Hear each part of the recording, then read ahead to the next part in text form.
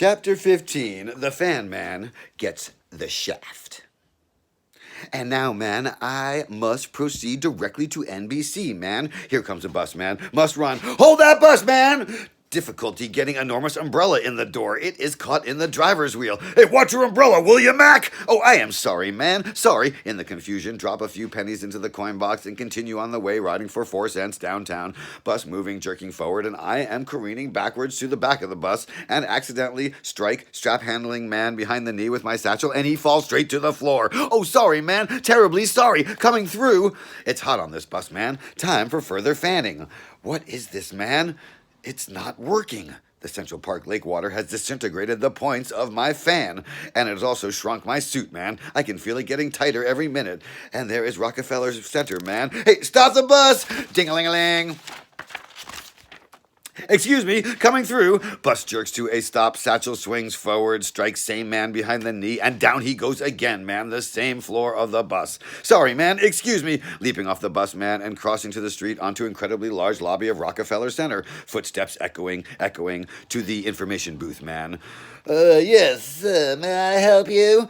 Oh, Ace Messenger Service. I have a large umbrella for The Tonight Show. My instructions are to deliver it directly to the director of programming.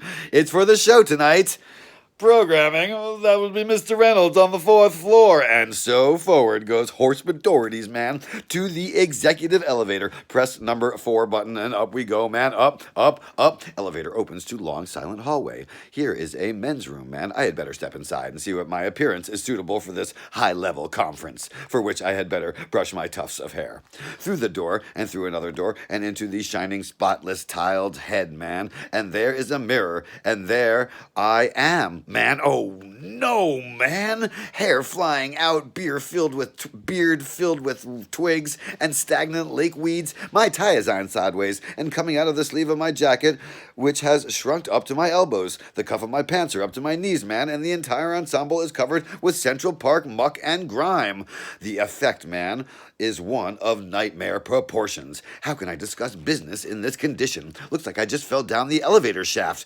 There is only one solution, man. Back into the hallway and walking along, man, arrow on the wall and a sign saying programming. Therefore, man, before I turn this corner, I must drop to my hands and knees. That's it, man. And now, crawling along this corridor toward the desk of secretary up ahead. She sees me, man. She is getting up, looking astonished, and I am crawling forward, man, dragging my umbrella and satchel, crawling along, man, toward her desk. She comes toward me. Her face is filled with concern. Are you all right? Fell down elevator shaft. Oh my God! Floor above, door opened, accidentally stepped through. I have an appointment. Mr. Reynolds, could you please call the doctor? An ambulance. Oh, yes, please. I may be a seriously herniated big toe, but first, please, I have to see Mr. Reynolds. Utmost urgency. My appointment. Well, what's your name, sir? Bodorides. Maestro Bodorides, resident director of the 4th floor musical academy, fell 25, maybe 50 feet, landed in puddle of water, which had collected on top of elevator. Narrow escape. Mr. Reynolds, there's a Mr. Bodorides out here. He fell down an elevator shaft, but has an appointment. The immediate sound of scurrying feet, man, and the director of programming busts out of his office, man, towards my prostrated form. What happened? Good God, Miss Hotchkiss! The man is badly hurt. Call the doctor, and then call the superintendent. That damned elevator has been on the blink for weeks. Yesterday, a delivery man was trapped in there. Yes, sir. Mr. Reynolds, in my satchel. Yes? Well, what is it? Director of programming bending over, filled with concern, man, helping me up my soaking wet satchel, from which I am able to draw a single dry piece of music.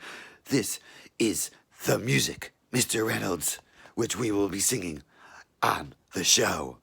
Show? Didn't my secretary? My appointment was for this afternoon.